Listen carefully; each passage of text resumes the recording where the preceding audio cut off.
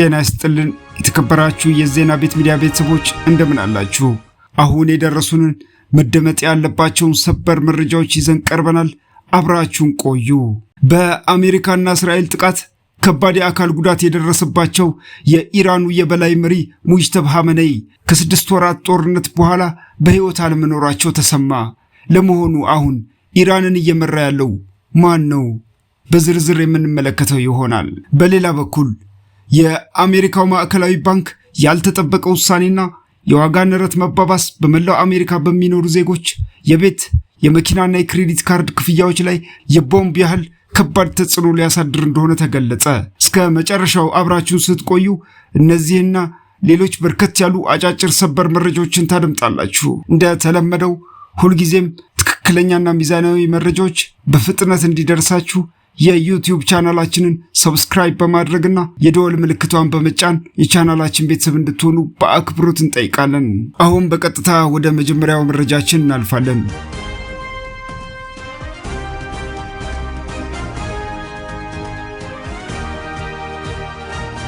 የአሜሪካ ማዕከላዊ ባንክ ፌዴራል ሪዘርቭ አዲሱ ሊቀመንበር ኬቪን ዋርሽ በጃክሰን ሆል ስብሰባ ላይ ባደረጉት ንግግር የዋጋ ንረት አሁንም ከፍተኛ ስጋት መሆኑን ገልጸው ባንኩ በቀጣይ የወለድ ምጣኔን ከፍ ሊያደርግ እንደሚችል ጠቁመዋል። አዲሱ ሊቀመንበር ከቀደሙት መሪዎች በተለየ መንገድ የባንኩን የወደፊት ፖሊሲ እርምጃዎች አስቀድመው ለገበያው ላለመናገር መወሰናቸው በወለድና በብድር ገበያው ላይ እርግጠኛ ያለመሆን ስሜት ፈጥሯል። ይህ ውሳኔ ደግሞ በቀጥታ የበርካታ አሜሪካውያንን ዕለታዊ የፋይናንስ እንቅስቃሴና የኑሮ ውድነት ጫና የሚጨምር እንደሚሆን እየተገለጸ ይገኛል። በመኖሪያ ቤት ገበያ በኩል ማዕከላዊ ባንኩ የወለድ ምጣኔን ከፍ አድርጎ ያቆያል ተብሎ በመጠበቁ ምክንያት የሞርጌጅ የወለድ ተመን እየጨመረ ይገኛል።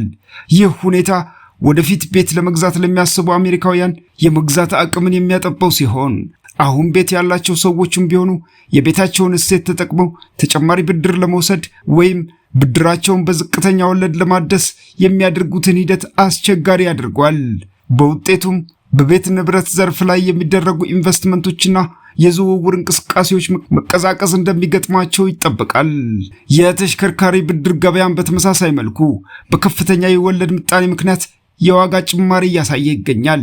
አዳዲስም ሆኑ ያገለገሉ መኪኖችም በብድር ለመግዛት የሚወጡ ወርሃዊ ክፍያዎች እያደጉ መሄዳቸው በየዕለቱ ለትራንስፖርትና ለስራ እንቅስቃሴ መኪና በሚያስፈልጋቸው በርካታ አሜሪካውያን ላይ ተጨማሪ የፋይናንስ ጫና እየፈጠረ ነው። የወለድ ተመኑ መጨመር የብዙዎችን የመግዛት ውሳኔና የብድር አከፋፈል ሁኔታ እየፈተነው ይገኛል።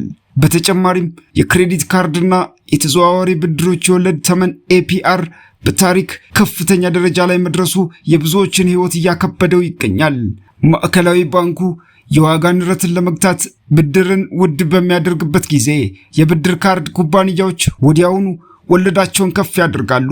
ይህም የዕለት ተዕለት ወጪዎቻቸውን በክሬዲት ካርድ የሚሸፍኑ አሜሪካውያን ላይ የሚከማቸውን ዕዳ የሚያበዛው ሲሆን ወርሃዊ የብድር ክፍያዎችን የመክፈል አቅምን በእጅጉ ይፈትነዋል።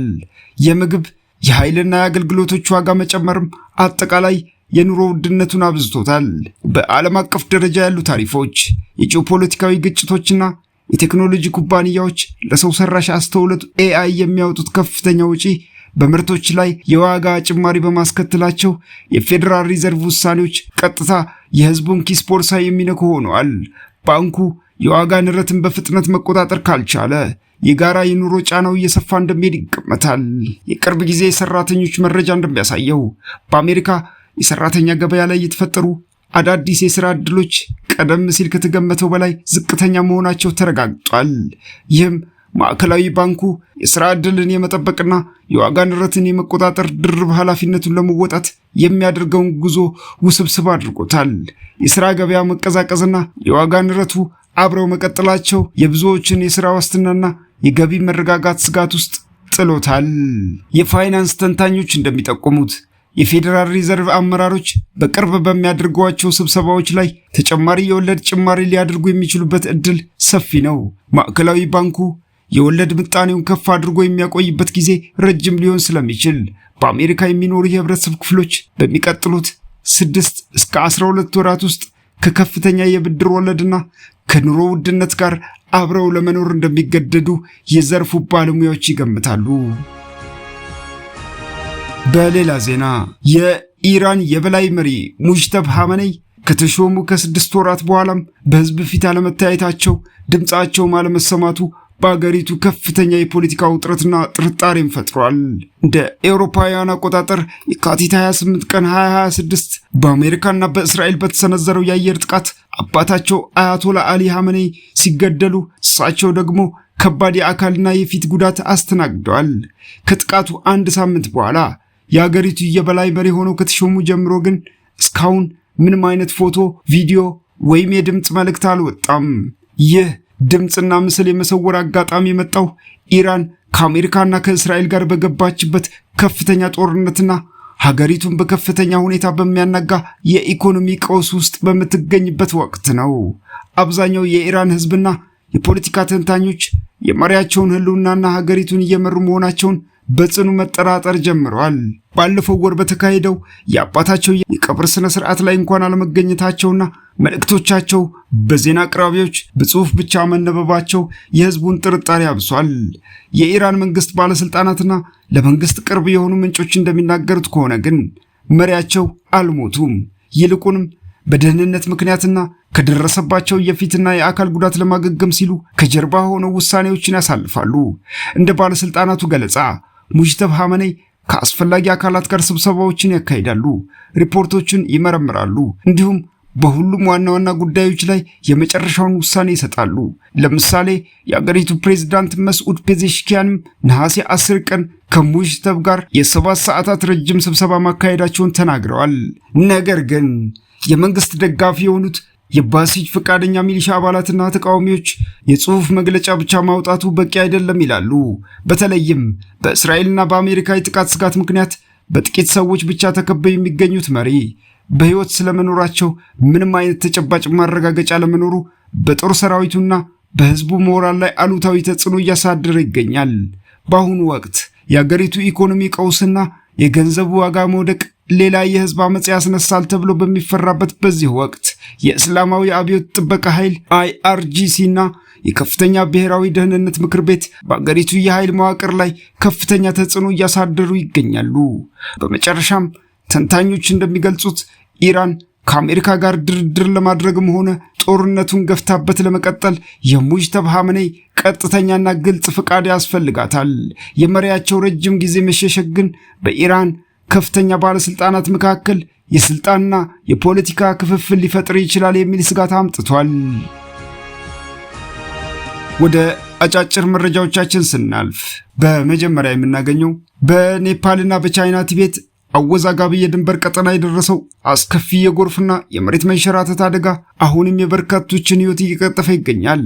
ረቡዕ ዕለት በሂማሊያ ተራራ ክልል የነበረ አንድ ትልቅ የበረዶ ግግር በመደርመሱ ምክንያት የተከሰተው ይህ አደጋ እስከ አርብ ጠዋት ድረስ የሟቾቹን ቁጥር ወደ 579 ያደረሰው ሲሆን ወደ 2500 የሚጠጉ ሰዎች ደግሞ የገቡበት አልታወቀም። በጎርፉ ሳቢያ ከተሰወሩት ሰዎች መካከል የመንገድና የኤሌክትሪክ ፕሮጀክት ሰራተኞች፣ የእግር መንገድ ተጓዦችና ወደ ቅዱስ ስፍራዎች ጉዞ ያደርጉ የነበሩ ህንዳውያንና አሜሪካውያንን ጨምሮ በመቶዎች የሚቆጠሩ የውጭ ሀገር ዜጎች ይገኙበታል። የነፍስ አዳኝ ቡድኖች በጭቃ የተሸፈኑ ተጎጂዎችን ለማዳን ፍለጋቸውን አጠናክረው የቀጠሉ ቢሆንም ከተራራው በላይ በፍርስራሽ ምክንያት የተፈጠረ አዲስ ሐይቅ የመፍረስና የመደርመስ ስጋት በመኖሩ አጠቃላይ የህዝብ ደህንነት ላይ ከባድ አደጋ ደቅኗል። ይህ አደጋ በደቂቃዎች ውስጥ ሙሉ መንደሮችን፣ ድልድዮችንና መሰረተ ልማቶችን የደመሰሰ ሲሆን የአየር ንብረት ለውጥም በተራራማ አካባቢዎች ላይ ያመጣ ያለውን ከባድ አደጋ በግልጽ ያሳየ ክስተት ሆኗል። በሌላ ዜና የአሜሪካው ፕሬዝዳንት ዶናልድ ትራምፕ ኦንታሪዮ ሐይቅን ወደ ሐይቅ አሜሪካ ወይም ሌክ አሜሪካ ለመቀየር አዲስ የፕሬዝዳንታዊ ትዕዛዝ ፈረሙ። ይህ ውሳኔ የመጣው ካናዳ በትራምፕ የተጀመረውን የንግድ ጦርነት ተከትሎ ላቀረቡላት ጥያቄዎች ምላሽ ሳትሰጥ በመቅረቷ ምክንያት እንደሆነ ተገልጿል። ትራምፕ በስልጣን ዘመናቸው መጀመሪያ ላይ የሜክሲኮን ባህረ ሰላጤ ወይም ገልፍ ኦፍ ሜክሲኮ ወደ ገልፍ ኦፍ አሜሪካ ለመቀየር ባደረጉት ሙከራ ከ70% በላይ በሚሆኑ አሜሪካውያን ተቃውሞ ገጥሟቸው የነበረ ሲሆን አሁንም ይህ አዲስ ውሳኔ በህዝቡ ዘንድ ተመሳሳይ ተቃውሞና ቅሬታ እየቀሰቀሰ ይገኛል። ይህ እርምጃ ትራምፕ እንደ ኑሮ ውድነትና የጋዝ ዋጋ መጨመር ያሉ ህዝቡን የሚያስጨንቁ ዋና ዋና የኢኮኖሚ ጉዳዮች ላይ ትኩረት ከማድረግ ይልቅ አላስፈላጊ በሆኑ የክብርና የስም ለውጦች ጉዳዮች ላይ ጊዜያቸውን እያባከኑ ነው የሚለውን የህዝብ ትችት ይበልጥ አጠናክሮታል። የመጪው የ2026 የአጋማሽ ምርጫ ወይም ሚድተርም በተቃረበበት በዚህ ወቅት የገዛ ፓርቲያቸው የሪፐብሊካን አባላትን ጨምሮ በርካታ አሜሪካውያን እርምጃውን እንደ ትልቅ የፖሊሲ ስህተት እያዩት ይገኛል። ትራምፕ በበኩላቸው በቀልድ መልክ አትላንቲክና ፓሲፊክም ወደፊት ሊቀየሩ እንደሚችሉ በመናገር ሂደቱን ቀጥለውበታል። በመጨረሻም ለመጀመሪያ ጊዜ በሰው ሰራሽ አስተውሎት አርቲፊሻል ኢንተለጀንስ ወይም ኤአይ የቀጥታ ድጋፍ የተከናወነ ታሪካዊ የጭንቅላት ቀዶ ሕክምና በለንደን ዩኒቨርሲቲ ኮሌጅ ሆስፒታል በተሳካ ሁኔታ ተጠናቀቀ። የሁለት ልጆች አባት የሆነው የ48 ዓመቱ እንግሊዛዊ ሪስ ሂበርት በአንጎል ውስጥ በበቀለው እጢ ምክንያት የእይታ ብርሃኑን ሊያጣ አፍንጫው ስር ደርሶ የነበረ ቢሆንም ይህ አዲስ የኤአይ ቴክኖሎጂ ግን ህይወቱን ታድጎለታል። የህክምና ቡድኑ ቀዶ ህክምናውን በሚያካሂድበት ወቅት የኤአይ መሳሪያው የቀጥታ ቪዲዮውን በቅጽበት በመተንተን የተደበቁ የደም ስሮችንና የነርቭ መስመሮችን በትክክል ጠቁሟል። እንደ ሁለተኛ አይን ያገለገለው ይህ ቴክኖሎጂ ባለሙያዎች እጢውን ያለምንም አደጋ በጥንቃቄ እንዲያወጡት የረዳቸው ሲሆን ታካሚው ከኦፕሬሽኑ በኋላ ቴክኖሎጂው ሙሉ ህይወቴን መልሶልኛል ሲል በደስታ ተናግሯል። ከዚህ ዜና እንደምንማረው በአሁኑ ወቅት በርካቶች ኤአይን ለሳይበር ጥቃት፣ ለኮምፒውተር ሃኪንግና ለሰው መረጃ መስረቂያነት በመጠቀም አሉታዊ ጎኑ ላይ ባተኮሩበት በዚህ ዘመን ቴክኖሎጂውን በመልካም ጎን ከተጠቀምነው የሰውን ልጅ ህይወት ከማዳን የሚደርስ ድንቅ ተአምራት መስራት እንደሚችል ነው። በመሆኑም እኛም ሆንን መላው የሰው ልጅ ይህንን አስደናቂ ቴክኖሎጂ ለጥፋትና ለስጋት ከመጠቀም ይልቅ የሰው ልጅን ህይወት ለማሻሻል ለበጎ ተግባርና ለህክምና እድገት በከፍተኛ ኃላፊነት ስሜት ልንጠቀምበት ይገባል እያልን ዜናችንን በዚህ እንጨርሳለን። አበቃን። መልካም ጊዜን ተመኘን።